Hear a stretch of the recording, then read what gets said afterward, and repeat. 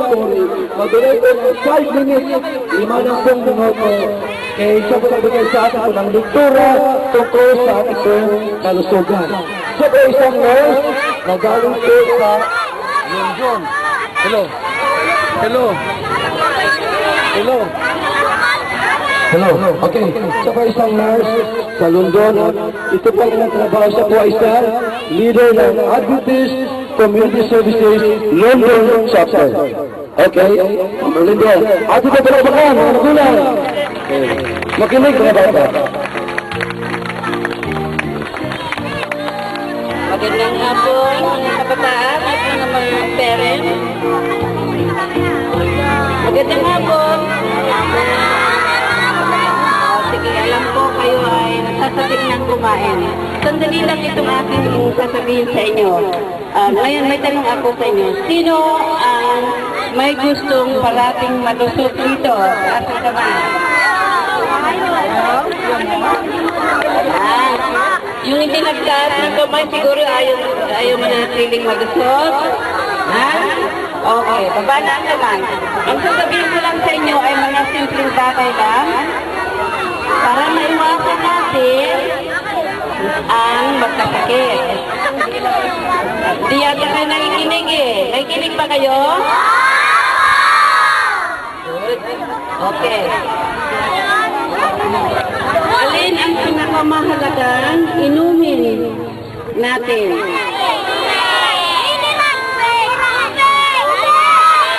Tubig. Oh. Mahalaga ba ang tubig sa atin? Galing ano? Tama yun. Ang tubig ay napakahalaga sa ating kalusugan. Pero, isipin ninyo, anong klaseng tubig ang dapat nating inumin? Mineral. Eh, paano kung hindi kayo makabili ng mineral? Ha? Mawasa. O sige. Kahit anong klaseng tubig, basta isipin natin, ito ay malinis. Halimbawa, ang tubig kung hindi nyo siguradong malinis ang tubig, anong paraan para gagawin natin para ito ay mananatiling malinis o siguradong malinis? Alam nyo ba? Tatakpan? Ano ba? Nilinisan. Paano nyo nilinisan? Pakuluin. Tama yun. Matalino mga bata dito sa harapan na. Kung hindi nyo siguradong malinis ang tubig na inyong iniinom, ito ay dapat nyong pakuluan. Ngayon, sa mga pagkain natin kinakain, bago kayo kumain, ano ang inyong dapat gawin? Maghugas ng kamay. Tama yun. Dahil kahit ang pagkain ay malinis, kung marumi ang inyong kamay, makukontaminate ang inyong pagkain. Lalo na kung ang kamay ninyo ay Mga bata at mga mahal na mga magulang, kami po ay masaya na makapasyal po sa inyong lugar upang sa anumang paraan ay maging instrumento po at maging channel ng pagpapala ng Panginoon natin. Ito po mga kapatid, mga kaibigan ay ginagawa natin sapagkat alam natin na ang biyaya ng Panginoon ay wala.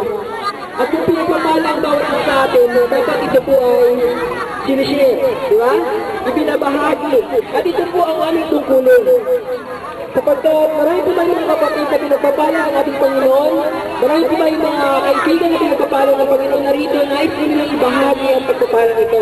Sapagkat naniniwala sila, para tayo ay patuloy ng mga pagpuri sa ating Panginoon, dapat maging physically ano po tayo, healthy.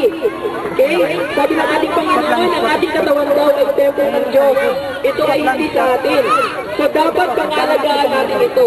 So dapat mga kaibigan, mga kapatid ko na narito ngayon, una-una natin gagawin ay pangalagaan natin ang ating physical na pangatawan at sa ganung paraan maluwalhati natin at mababawalihan natin ang ating Panginoon. Kaya ito mga kaibigan, ating gagawin ngayon at ang isa lang ng mga target natin ay mga bata sapagkat alam natin mga kaibigan at sila po ang mga future mga leaders ng ating community pagdating ng panahon. At ayaw natin at sa kanilang kabataan ay hindi nila maranasan yung mga pagpapala na ibinibigay ng Diyos sa kanila. Sa anumang paraan ay ibahagi yung pagpapala ng Diyos na ibinigay po sa bawat isa na may ibahagi din po sa atin ngayon. Kaya ito po yung ating pagkakasaluhan mamaya. Magpapasalamat din tayo sa Panginoon sapagkat lahat ng ito ay galing sa Kanya. At hindi lang po galing sa amin, kundi ito ay galing sa ating Panginoon na ibinigay po sa ating sa oras na ito. So ang mga pagkain na ito ay magbibigay sa atin ng physical na kalusugan. Ang pagkain na ito ay magbibigay sa atin ng kalakasan para patuloy pa po tayo makapaglingkod sa ating Panginoon. So yun lang bang aking masasabi at pagpalain kayo ng Panginoon sa hapon ito.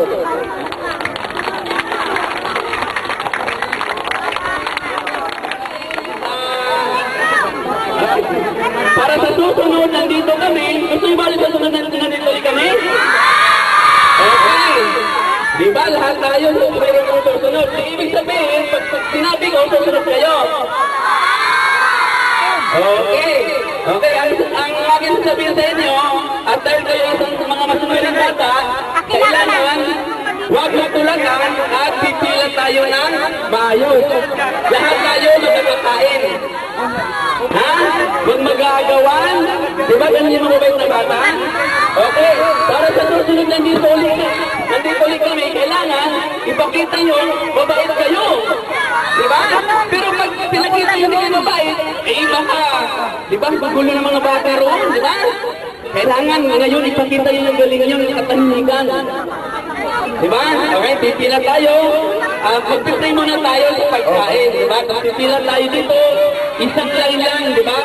Tatayo tayo at walang takbuhan, walang tulakan kasi lahat po tayo magkakain. Okay? May pipila mga bata? Okay, magpipray muna tayo. Okay. Kuya tayo. Okay, tayo na po. Tayo manalangin para katayin. O, pikit pa. Paano manalangin? Nakapikit po. Okay, ready. Bagay, dakila namin Diyos. Kami po ay nagpapasalamat sa mga oras na ito na kayo po ay nagkaloob ng mga biyaya sa aming po mga kapatid na sila ay naging instrumento upang maging daluyan sa mga pagpapala na kakainan po ng mga kabataan ngayon at maging sa mga magulang. Aming pong hiling o Diyos na ang mga pagkain ito inyong pagbataan ng Banal na Espiritu na ito ay makapagkaloob sa amin ng dagdag kalakasan sa inyong pangatawan kasama sa inyong spiritual na kabuhayan. Pagpalain mo kami lahat ngayon nakakain sa pagkain ito ngayon magpakaiman sa pangalan po ni Jesus. Amen.